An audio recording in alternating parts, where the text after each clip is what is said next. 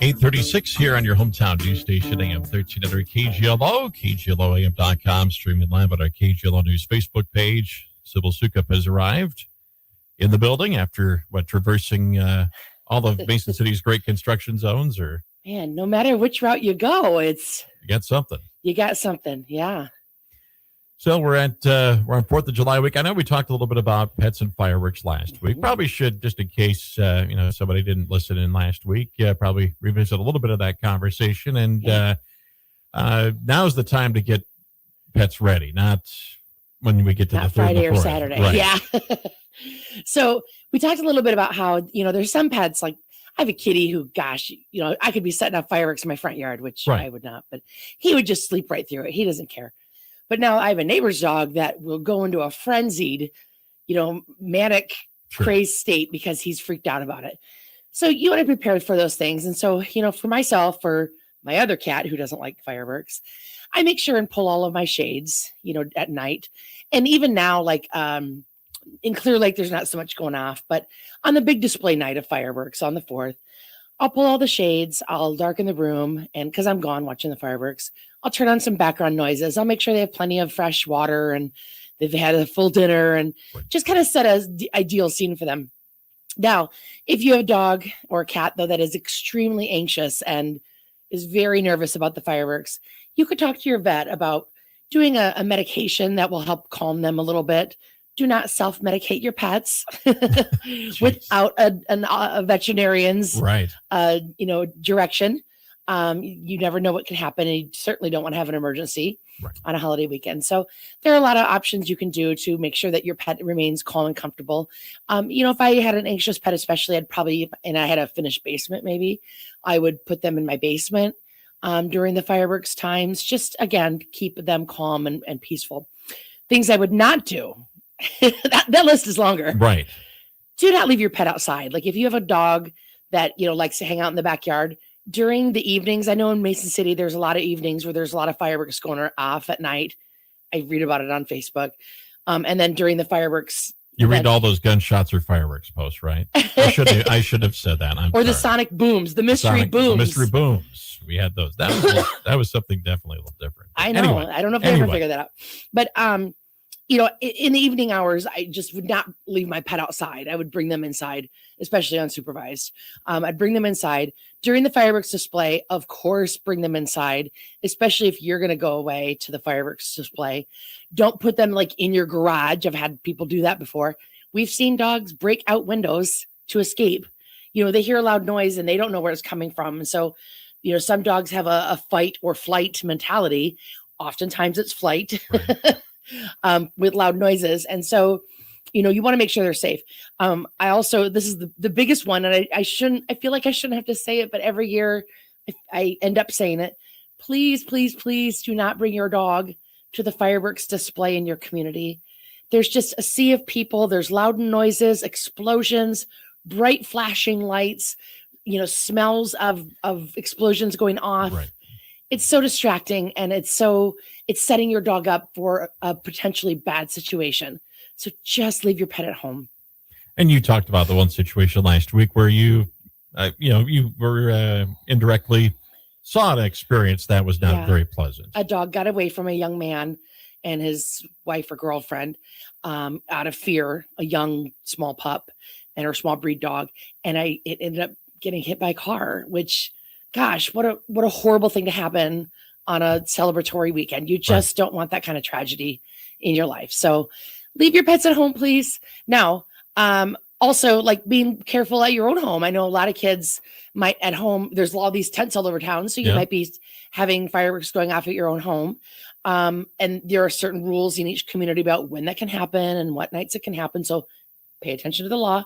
But also with your pets, again, like don't make them be a part of things if they don't want to. Sparklers and snaps and snakes, pets probably don't give too much of a care about that kind of thing. But if you're doing Roman candles and big things like that, get your pets inside. You don't want them running off and getting scared. Now, if they do get picked up in this community anyway, in Mason City, and they take off during fireworks displays and they're picked up by the police department or by animal control, they'll make an attempt to reunite your pet with you. But if they're not wearing a collar or a tag, then they will be brought out to the Humane Society of the Mason City Stray Animal Shelter, which is co-located with the Humane Society of North Iowa and managed by us. Now, the city has all sorts of rules and requirements about stray animal reclamation. They require a rabies certificate, a city license, proof of ownership, and a microchip. So there's kind of a lot of things there. Yeah. It's pretty, in my 18 years of experience doing this, pretty infrequent that an animal comes in and has all of those things done. The rabies, we can get you a city license, but a rabies only a veterinarian can do. Right. A microchip, sometimes we can do, unless your dog's not that keen on it. Then the vet can do that one too. But those two things are the things that, if your dog doesn't have those, you might run into some issues, especially this next couple of over the weekend here, because a lot of vet offices are closed on Friday and on Saturday, and then everybody's closed on Sunday. We're closed on Monday. And so if your dog were to come in as a stray on Friday, on Thursday night and does not have a current rabies vaccine, guess what? Your dog may have to stay at the shelter until the following Tuesday, which stinks. Like nobody wants that. Right. So keep your pet safe. It's up to you. People get really upset with the Humane Society that their dog ends up a stray in the shelter. Well, I didn't bring them in. Don't let your dog run, please. Just keep them safe. I'd love to see everybody's dogs and their pets and stuff, but not in the shelter. So hey, speaking of keeping pets safe, and I know we talked about this a couple weeks ago as well, but obviously the temperatures have heated up again, and we're dealing with the extreme heat warning through Wednesday night, and probably is going to be that way all throughout the 4th of July weekend and beyond as we now hit the month of July, and just need to keep pets safe when they're either out and around the house, or probably not the best place to keep them is in the car. Oh gosh, another big no-no. Yeah. On days like today, when we're going to see heat indices. Thank you. You're welcome. Indices in the triple digits potential. Yep. Again, your dog is going to be just fine. If you're going to the grocery store and it's going to be this hot today, your dog will be just fine waiting at home for you in the cool air conditioning. Your dog doesn't need to go with you. If you do feel like you need your dog to go with you, then you leave them, and you're going to leave them in the car. You best make sure your car is running, especially on today. Animal control in the police department here in Mason City anyway, they really do follow up and take this kind of stuff serious. Sure. Now, I hear a lot of people say, well, if I see a dog in a hot car, I'm just going to bust the windows in and take that dog. Yeah, don't do that. Well, yeah. I mean, I would assume in that situation, you maybe would want to call the police department or whatnot. Yes. I mean, there's always these situations where if an animal or a child is on the brink of like a death situation, then who wouldn't want to kick in the windows? But in a lot of cases, if you call a police department and you tell them there's an animal or a child in trouble, they come running quickly and ascertain the situation, and then they are the ones that can take legal action. If you're kicking out windows and busting in people's windows, you might get charged with a destruction of property kind of thing. My first thought was to say, check to see if the door's unlocked before you try to bust a window. But you probably don't want to open the door because you might distract the pet, and they would they get out the door too. So well, let law enforcement take care of it. If you see an animal in a car, and especially if they're just sitting there, they're probably not in distress, which means that the car is probably running. Right. So, go up and check it out. See if the car is running. You'll be able to hear it in most cases. If not, in some cars, you can't hear it running. If it's an electric car, whatever, just lightly touch the window and you'll feel if it's cool or not. Don't be, kicking in people's windows of running cars, especially.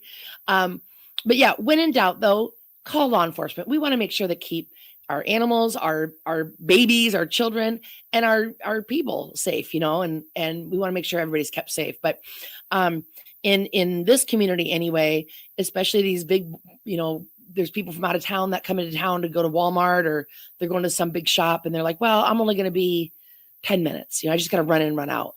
Well, then they get distracted and they run into someone they know and they get a phone call and, I better hit the restroom before I go out. Well, now it's been 45 minutes to an hour. In temperatures like what it's expected to be today, even if you have your windows down a little bit, Right. it's not going to make enough of a difference. And your animal can suffer serious issues, I mean, death if left in there long enough, brain damage, if they overheat, heat stroke. So there's a lot of serious ramifications of bringing your pet along for the ride on really hot days and leaving them in the car. So just don't. How about around the house? Outside if they probably shouldn't stay outside very long. No. So on days like today, especially for large breed dogs or furry dogs or double coated breed dogs, the Huskies, German Shepherds, Samoyeds, those kinds, I always recommend taking them out for their morning business in the morning, their morning constitution. And then, limit potty breaks throughout the day, but take them for a walk in the morning and then another walk in the later evening, maybe, past or closer to sunset, I suppose, when things have cooled down. But in the height of the heat of the day, ugh. And then also be mindful, like you're wearing flip-flops or shoes and you're hot, they have nothing on the pads of their feet. And so if you're walking on sidewalks, keep in mind that the sidewalk is extremely hot, hotter than the air temp. And so if you have the opportunity to walk them on grass, or again, early in the morning or later in the evening when it's cooled down, just be very mindful of those things. Give your pet plenty of fresh water, and access to fresh water at all times, inside or outside. Pets just don't, dogs and cats, they don't have the ability to regulate their body temps like we do as humans. So it's very important to look out for them.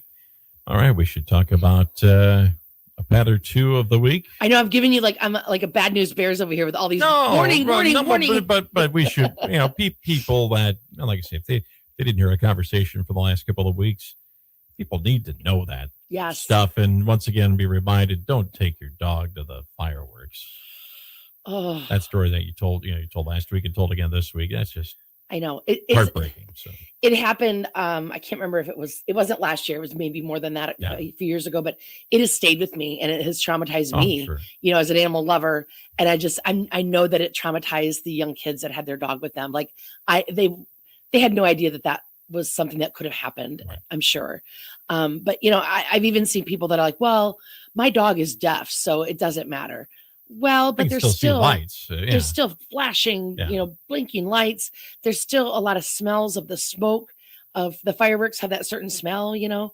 There's also just tons of activity, the carnival rides, the bright lights, the people, the smells of food. Like there's just so much distraction and things that could disorient and confuse a dog. Yeah, heck, even me, but it might cause anxiety in a dog and cause them again to fight or flight. Right. And we do see, not every year, but every, so often a person will take their dog to the fireworks. The dog panics and is wanting to get out of the crowd like now.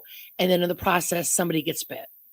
And, in the end, nobody, everybody will be okay from that, but still then somebody's been bit. The dog has to go into quarantine. You just don't. Right. Leave them at home. Exactly.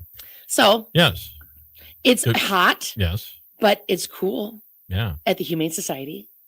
Is that setting up your pet of the week? Or? Yeah. So okay. It is cool at the Humane Society. Well, actually, no. In general, the building, we have 2 massive air handling units. Right. That they are cubic foot per minute, are moving air like no other. And probably constantly going the last couple of days. Oh, they're moving air all day, all night, year round because to, in the kennel areas. But yeah, we are cool as cucumbers out there in our spaces. And we do have indoor spaces for you to bring a dog into. So, we'll probably limit walks today. Maybe when we first open, a few dogs can go out for a couple walks. And then in the height of the heat though, no dog walks, out for a potty break and then come right back in. But then we have some indoor space where you could take a dog in and let them off leash and play in our playroom, nice and chilly in there and cool and they're comfortable. We also have lots and lots of kitty spaces for you to come hang out in as well. And then again, days like today, though, when it's super hot and it's right before holiday, we don't get as many visitors because people are preparing for their holiday. So even if you have 30 minutes to spare, to come out and hang out with a 4-legged friend, they would be so grateful for that. That would just make their day. And, again, inside spaces when it's this hot out. In particular, I want to talk about 2 little dogs that we have at the shelter, and then we'll wrap her up. Sure. Last week, a young mother came in and she had two little puppies. She said they were like a Maltese Yorkie mix. I'm not sure. I feel like they're one of those, like a mystery mix. One of those that you want to run the DNA test on. Yeah. And they're going to have like, 10% this, 10% that, and then 1% like Irish Wolfhound or something wacky in them, Right. you wouldn't even see it coming. But they're two little dogs named Rex and Regina. And and they're really cute. I mean, they're maybe 3-4 months old, really young, little wiry haired, little fluffy things.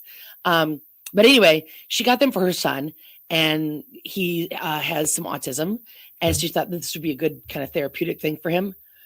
Ooh, these little dogs. I mean, I've been around dogs, my whole life, but especially in the shelter. These two dogs came in. She brought them in because they were causing her son more anxiety than they were soothing calmness. They came in and were doing the yep times 2, right? About 10 decibels louder than that. Oh my goodness.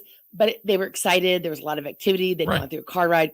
And the son was not calmed by these dogs. It kind of, did not improve his feelings. Like, he was more triggered by anything. So she wanted to release them to us so we could rehome them. Now, even I was like, oh my gosh, these dogs are kind of triggering me. And I don't have autism or anything, but they were a lot. And I'm thinking, oh my gosh, we're going to have to separate these two eventually because this is just too much. Right. Now, once they got settled in though to the shelter and we got them, into a room and calmed down, I took a friend back there to say, wait, do you see these cute little dogs? Thank God they're cute because they're yappers, and somebody's gonna have to overlook that to see how cute they are and adopt them. I took her back there to show them, and they just sat there, not a peep. So they calmed right down. I think it's when they're excited and played. Right. Yeah. So, but anyway, they are darling little dogs. Just know that they might be little noisy little dogs, but their names are Rex and Regina. I don't know if they're siblings. The lady who released them to us, she got them on Facebook through somebody. I don't know. Also a mystery. Yeah. So she didn't really know much about them either. But they do look alike in style, but not necessarily in size. Sure. So not sure if they're from the same litter or the same whatever, but they are darling. So if you're at work or at home, not in your car, but someplace where you could stop what you're doing and pull up our website, I would encourage you to look up Rex and Regina. There's pictures of them individually and together on our website. And remind us of the website. It is hsni.org. That's HSNI as in Humane Society North Iowa.org. And all of our animals for adoption are listed on our website, including Rex and Regina. And then we are open. The shelter is open Tuesday through Friday, 10 to 4, Saturdays from 10 to 2. We will be closed this Friday and Saturday to observe the 4th of July holiday. If you have a dog that comes in as a stray or a cat that comes in as a stray, you will need proof of ownership, proof of current rabies vaccination, and a microchip. We will have staff on, we won't be open to the public, but we'll have staff on site to facilitate any reclaims that might be eligible to happen. But if that happens, call the Mason City Stray Animal Shelter right away and leave a message. We'll get back to you immediately. All right. Sybil. Happy 4th. Have a safe and happy 4th. You as well. Keep yourself safe and keep your pets safe as well. Sounds good. We'll see you next week. Thank you. See you. You bet. Sybil Soukup with the Humane Society of North Iowa here in your hometown news station, AM 1300 KGLO. We'll wrap up the KGLO boarding program after this. Refinance your auto loan to NICCU